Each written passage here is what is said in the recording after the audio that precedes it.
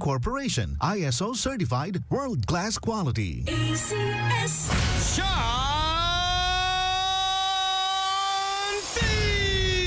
Magandang morning sa inyo lahat mga idol. Open market day once a day na lang. Nalado kan sa kanaki market ka idol. Basta tila ko na nanari na pagkita agawi din. Sa lahat ko ng mga vendors. Yan ha.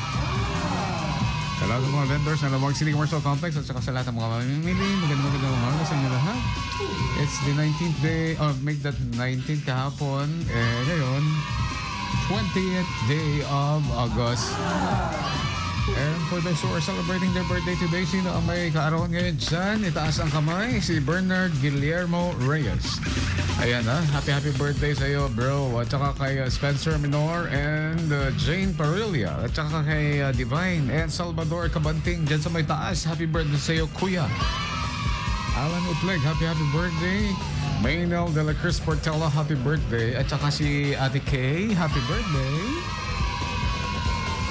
Silipin naman natin dito sa ating IFM page o FB natin kung sino yung mga may araw ngayong araw. Nasaan na ba yun? Eto si John Ray Aguilian. Happy birthday sa iyo. John Ray, Marian Bingan, at saka si Kirsten Obispo.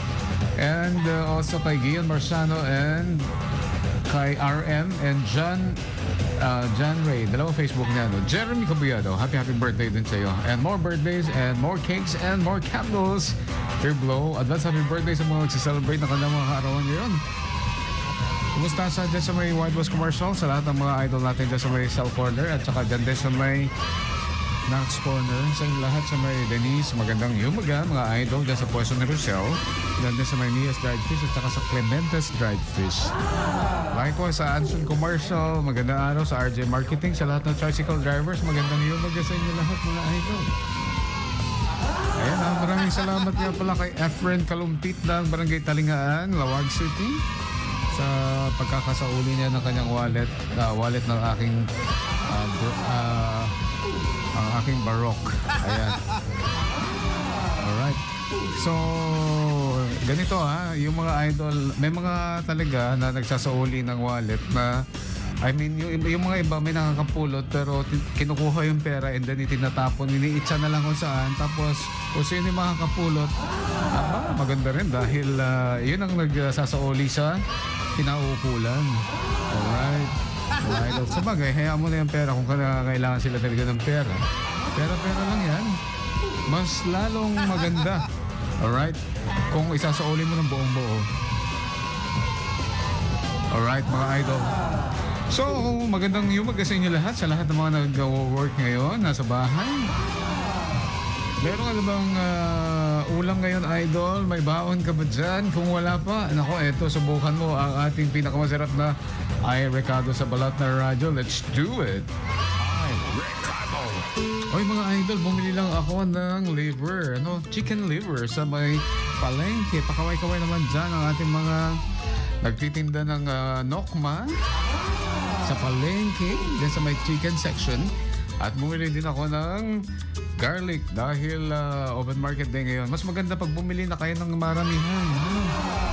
Mga 1 kilo para kung halimbawa mas makakamenos kayo pag bumili kayo ng 1 kilo. Believe me, let's say ang 1 kilo is 150 to 200.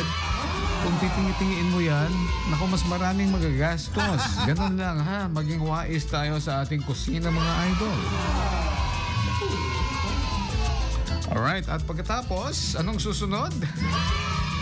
Bumili din ako ng onion. Ganun din ang same procedure. Pag bumili kayo ng onion, dapat damihan nyo na 1 kilo na bibilhin ninyo. Mas marami kayong matitipid. Ayan, si Teralc Uno, magandang araw din. Lahat ng mga taga-barangay 5 and 6 dyan sa Lawag City, sa Riverside.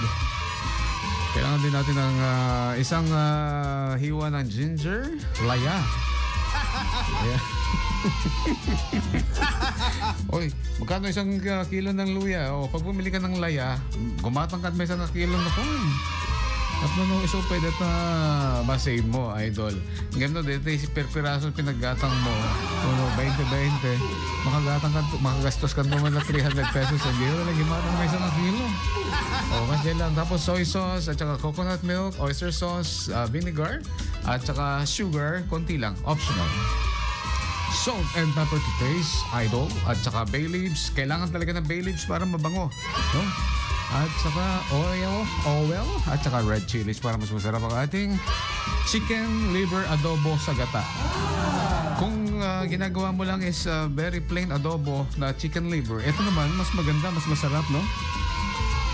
Dahil igigisa na natin ng wangba at saka ating sibuyas. At isasangkutsan na natin ang ating chicken liver.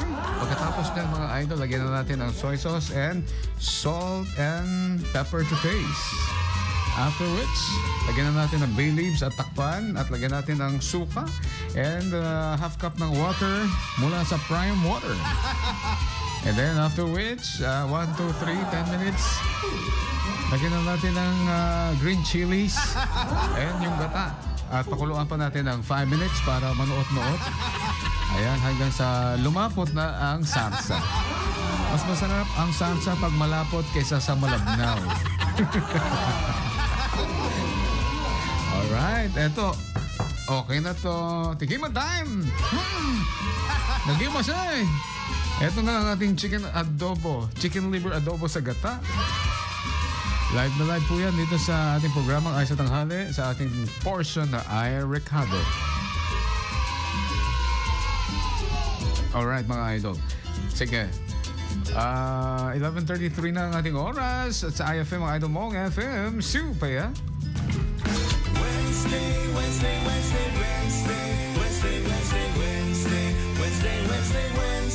IFM 99.5 Lawag. Eto